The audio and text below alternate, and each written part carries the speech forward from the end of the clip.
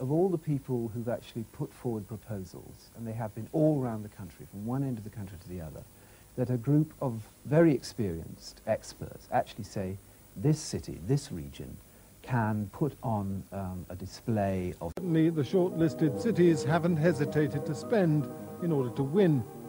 Edinburgh spent £1 million on its bid, Liverpool almost £500,000, and Glasgow £300,000.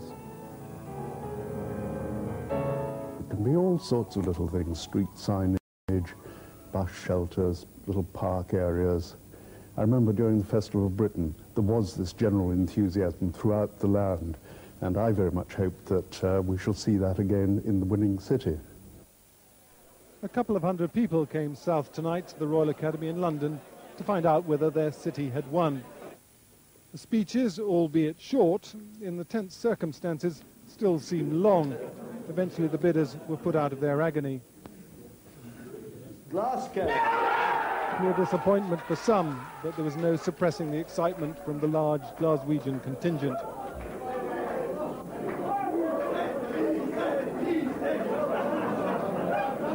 So your reaction? Superb. Great news for Glasgow. It helps take us to the new millennium with a positive direction. A clear plan for urban regeneration and renewal. Excuse me. What's it worth to the city? It gives it a new focus, a renewal of its urban renewal focus for the next 10 years. It's very, very important. It transcends education, community development, as well as architectural form. Okay. Very, very important. Thank you very much. Doubtless there'll be some Glaswegian celebrations in London tonight. Now, more on the development. Riots on BBC Two now. In 1999, the city beat off fierce competition from its old rival Edinburgh and also Liverpool. Andy Webb was in London for the announcement. It had been a well-kept secret, but the Glasgow City team didn't hide their emotions when the result was announced. Glasgow! It's estimated the award will bring 400 new jobs and a 5% boost to tourism. It's also a satisfying victory between rival cities. I don't regard the challenges between Glasgow and Edinburgh. I regard it as the challenge between Glasgow and every city in the United Kingdom who participated.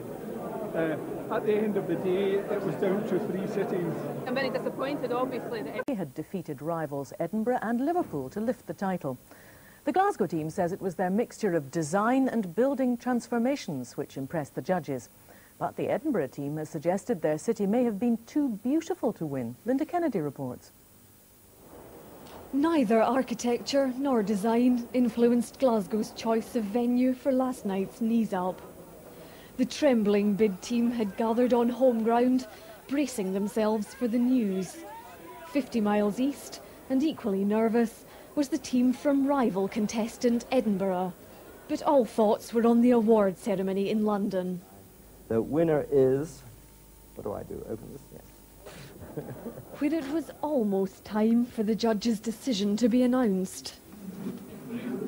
Glasgow!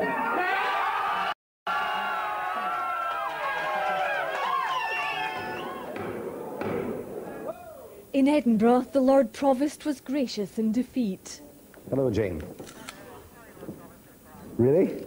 Oh, well, give our best wishes to Glasgow, then. Okay. Thank you very much. Thanks for letting me know. The question was, how come? Much of Edinburgh's architecture is world